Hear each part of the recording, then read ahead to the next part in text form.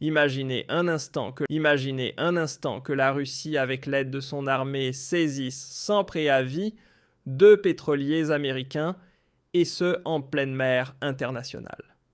Trump serait évidemment furieux. Les médias du monde entier en feraient leur gros titre et des menaces de guerre fuseraient immédiatement. Mais cette fois, c'est l'inverse qui s'est produit. Ce sont les États-Unis qui ont confisqué 2 pétroliers russes.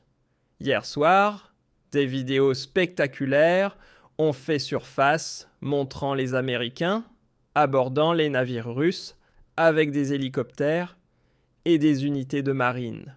Et ce n'est pas tout, l'affaire va encore plus loin.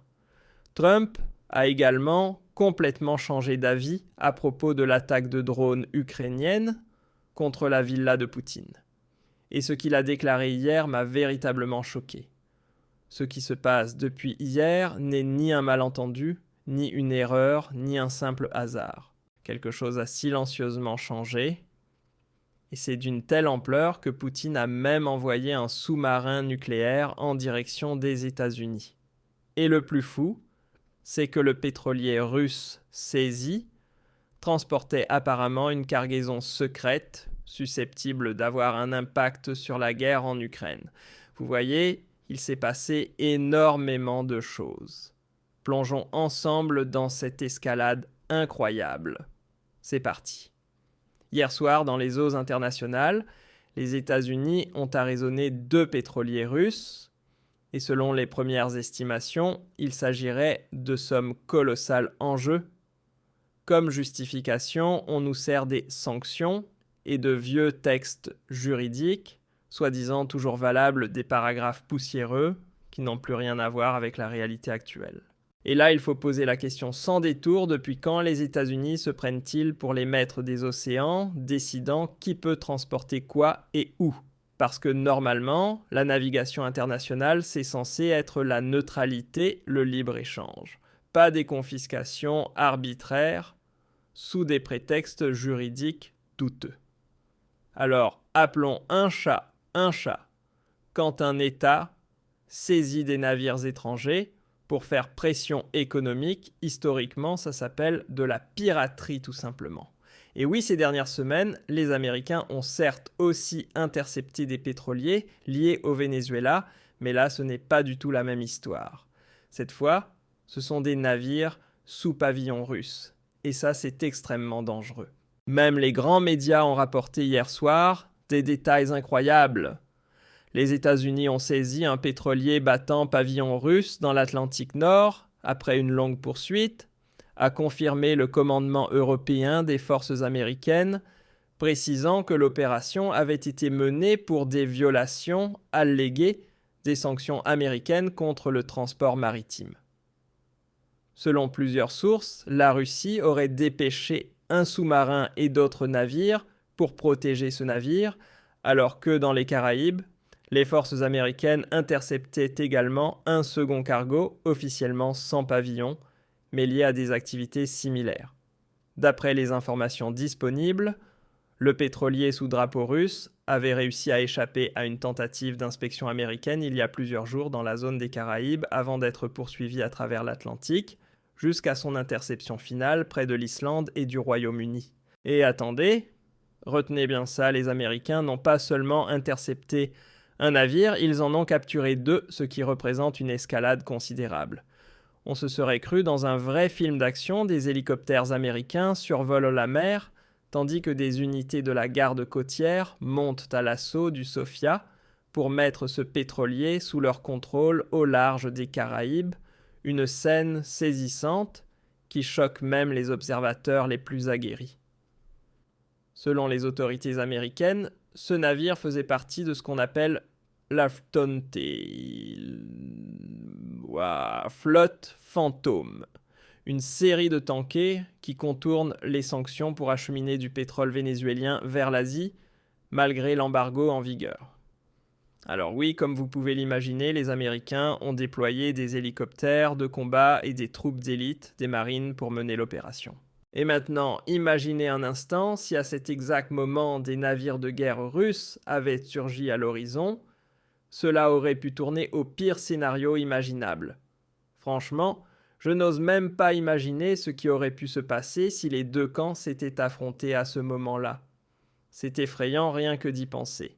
Et là, ça devient encore plus incroyable. Selon plusieurs rapports, le tanker en question ne transportait même pas de pétrole, mais une cargaison secrète destinée à Moscou. Peut-être est-ce justement ce qui a poussé les Américains à en venir à cette extrémité et à lancer l'assaut sur ces navires. Pourquoi ce pétrolier est-il soudain devenu un point de friction entre les deux plus grandes puissances nucléaires du monde, les États-Unis et la Russie ? L'une des explications possibles réside dans sa cargaison présumée ultra secrète. Car le navire avait encore jeté l'ancre en août dernier en Iran, où il a été repéré sur des images satellites. Peu après son départ, il a de nouveau disparu des radars. Ce n'est qu'à l'automne qu'il a réapparu en Méditerranée avant d'être repéré en décembre à l'approche des Caraïbes, où il a finalement été intercepté. Selon la chaîne américaine CBS News, les services de renseignement américains estime que le navire, autrefois baptisé Bella Hun, aujourd'hui Marinera, ne transportait pas du pétrole, mais des systèmes de défense antiaérienne portables d'origine iranienne et russe.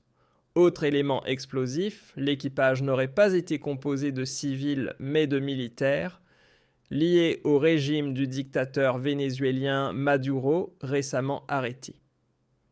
Autant dire que ce tanker n'était probablement pas un simple navire marchand.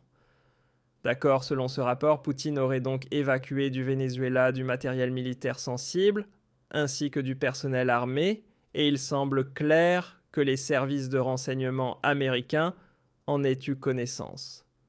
Mais l'affaire devient encore plus explosive. Le journal Bild ajoute qu'après la saisie de ce tanker soudainement passé sous pavillon russe des responsables politiques russes, on parlait d'un acte flagrant de piraterie. La ministre russe des Affaires étrangères a par ailleurs confirmé que des citoyens russes se trouvaient parmi les membres d'équipage exigeant qu'ils soient traités de manière humaine et digne par l'armée américaine.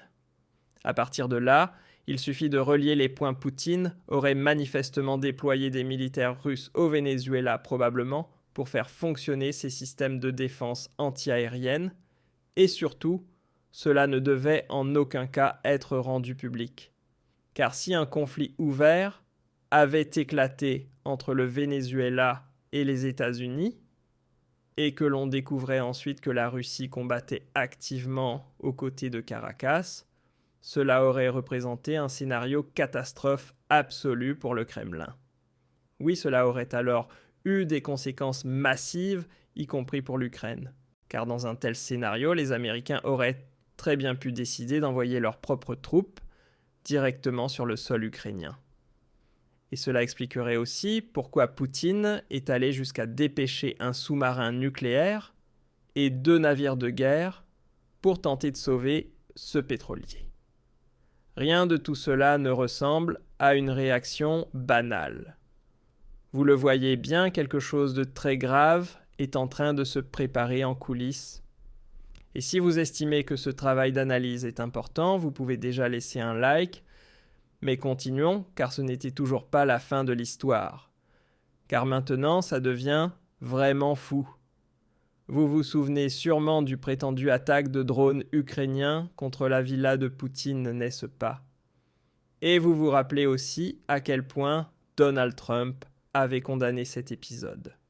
Reuters rapportait alors « Trump déclare à propos de l'attaque présumée de l'Ukraine contre Poutine, j'étais très en colère. » Et puis une semaine plus tard, retournement total, Trump affirme exactement le contraire.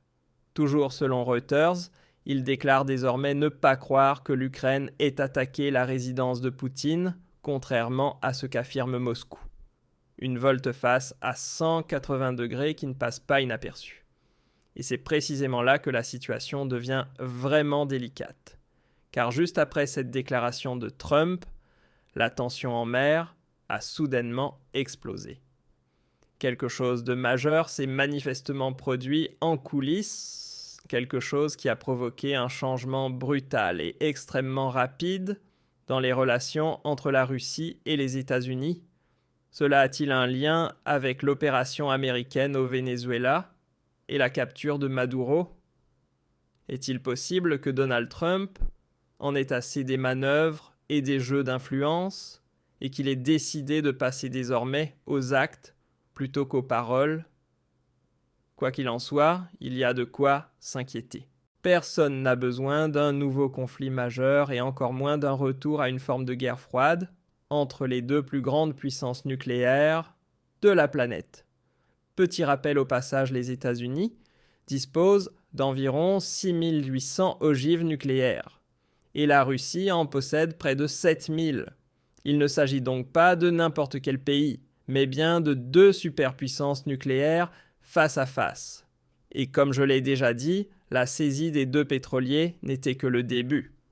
Ce qui est en train de se produire pourrait bien changer durablement les règles du jeu à l'échelle mondiale.